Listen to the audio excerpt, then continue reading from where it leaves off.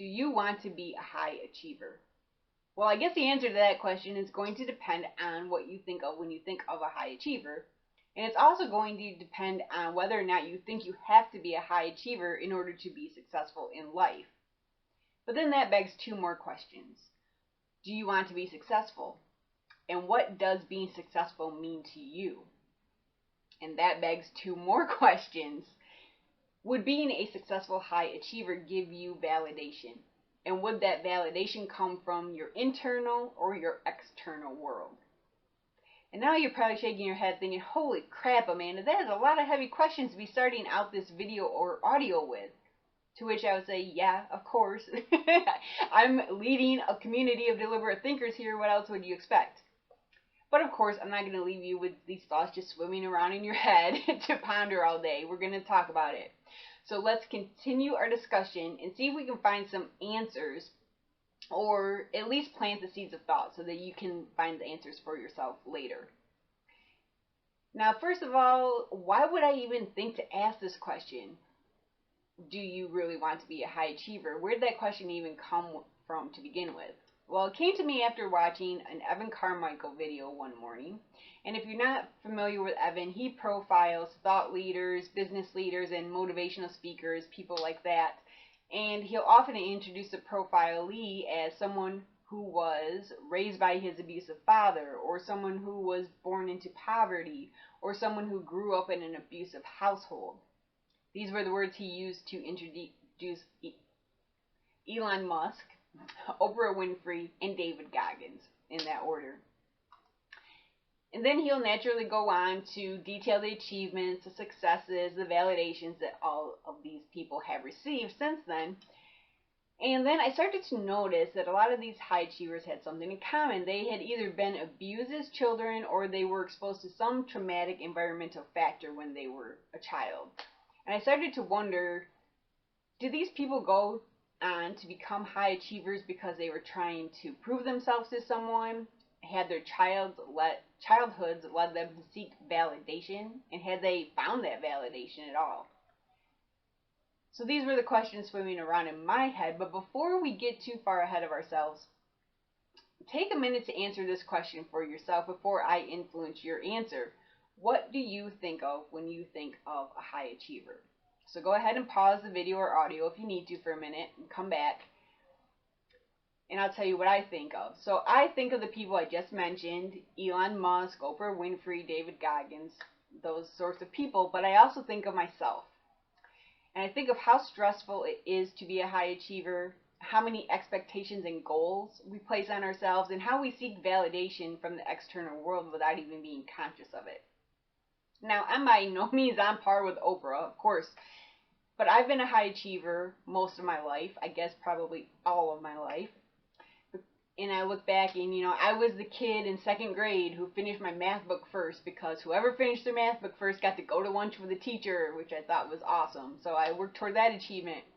I was the kid who, when most people were taking classes at the Career Tech Center that I went to, I buckled and weren't taking it that seriously. I buckled down and put serious effort into a business program that I took. And went on to become Student of the Year 2 years in a row. And then, as I continued to grow my career, I went on to become the go-to person pretty much every job I've had, but definitely every accounting firm that I've worked at. I've been the go-to person because I developed a reputation for being a quick study and for putting out high-quality work.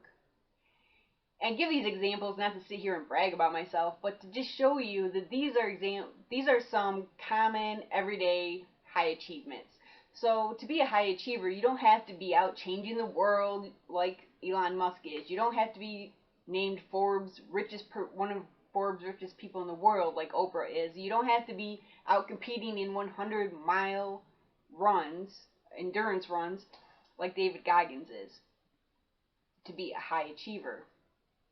There's a lot of people doing these everyday things to be high achievers. And I like this definition from Carl Buke. Hopefully I'm pronouncing his name correctly, B-E-U-K-E, Carl Buke, PhD, and he said this in Psychology Today, his definition of a high achiever, and I'm going to read it here. High achievers are often marked, unsurprisingly, by a strong motive to achieve, less accomplished individuals are often more motivated to avoid failure. So that kind of sets, the scales for you. He goes on to say, achievement motivated individuals have a strong desire to accomplish something important and gain gratification from success in demanding tasks. So that's a big key. They want to do something important and they want to gain gratification from what they're doing. They don't want to just go through the motions of doing things. Consequently, they are willing to expend intense effort over long time spans in the pursuit of their goals. So I'm going to ask you to pause here again and literally pause the video or audio if you need to, but pause here to think about one more time about how you define high achiever before we go on, now that you've had a little more background to base that definition on. And then we're going to look at the dark side of being a high achiever. So high achievers, myself included, often seek validation from the external world. We want our achievements to be recognized. We want to know that someone values us and values our contribution. And although these needs are not unique to high achievers, I think because we have a strong desire to accomplish something important, as Buke said, that this external validation carries more weight for us than it does for other people. And you might think, what does seeking validation even mean? What does that look like? Well, it can be as innocuous as displaying every professional certificate you've ever received in your entire life on the wall of your office. And as I'm taping this, it's during the quarantine time of COVID-19. And so we're doing a lot of Zoom meetings and stuff, or seeing people on Zoom. So you really see a lot of people do that. Their whole back wall is just covered with every certificate they've ever received. But anyways, I'm digressing a minute. So that's a sign of seeking validation. Another glaringly obvious sign is if you're pulling up to your high school reunion in your brand new Bugatti, you're probably seeking validation from someone. But regardless of how you seek validation, the validation in and of itself is not a bad thing. But it becomes a bad thing when your external validations outweigh your internal validations. And what I mean by that is that you place more value on other people's opinions of you than on your own, than on your own opinion of yourself. And it means that you don't know your own worth unless it's being shown to you. And unless you receive instant gratification, you don't see the value in what you have to offer the world. So that's what it means when your internal and external validations are out of balance. And then the imbalance manifests itself. You're going to notice that you have that imbalance if you have overachieving, controlling, or perfectionist behaviors. And of course, if these behaviors are left unchecked, they're going to lead to overcommitment, stress, and burnout. I'm guessing you could probably relate to this. If you're watching this video, you've probably suffered some of these consequences before. And this is the dark side of being a high achiever. And surely we can avoid this balance, and yeah, we're going to talk about that. But first, in case you're not sure if you suffer from this imbalance or not, let's quickly talk about 5 problems that high achievers face. And this is a list compiled by Amy Morin in Psychology Today. And Amy is a licensed clinical psychologist and a psychotherapist. And she outlined these as 5 common reasons that high achievers come to her for counseling or therapy. The first reason or problem of high achievers is they suffer from imposter syndrome. And Amy says the imposter syndrome is the persistent feeling of not being good enough. Despite proven competence and expertise, imposter syndrome causes people to feel like a complete fraud. The second problem that high achievers have is there's a hidden pain behind their drive. Their drive sometimes stems from some kind of hurt or pain, and that's what fuels them. The third problem is they fear losing everything. And this fear can become so overpowering that, as Amy said, they often struggle to allow themselves to take a break. The fourth problem is that they are lonely. As Amy says here, high achievement may ostracize successful people from family members and friends. And the reason that happens could be because they're just too busy doing whatever they're trying to achieve, focusing on that. Or maybe they have to relocate for work. Or maybe they just have a hard time relating to people that don't have the same drive to achieve that they do. And the fifth problem is that high achievers often feel guilty.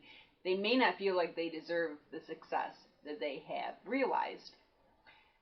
So now that I've outlined these 5 problems that have been identified by a psychotherapist, a social worker, can you relate to any of these problems? And if you can, could it be because you're a high achiever? And even if you can't, can you imagine why a high achiever might feel these ways? And then finally, do you want your success to come at these costs? No? I'm assuming that you don't. Well, then let's keep going. And we're going to redefine success. We're going to start redefining success for you. Of course, I'm going to ask you this question. How do you define success? And if you need to pause a minute here and think about that, go for it. Because it may not be something that you've given much deliberate thought to before.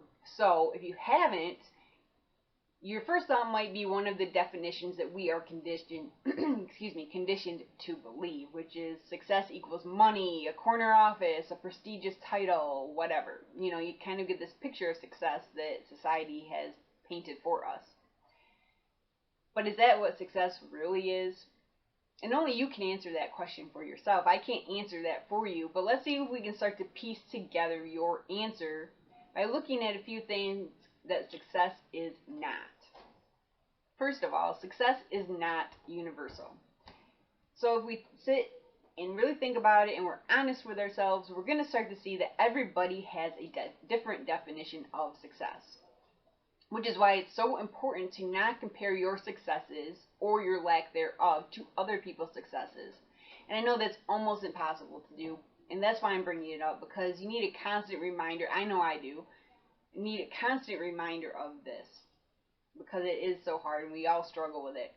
But it's equally important also to stop basing your definition of success on what other people are expecting of you. Really think about when you're trying to achieve something. Who's expecting you to achieve that? Is it yourself? Why are you trying to achieve it? Is it because it brings meaning to you? And if not, you need to reconsider that trying to achieve whatever it is you're trying to achieve at that time. Okay, the second thing that success is not pretty.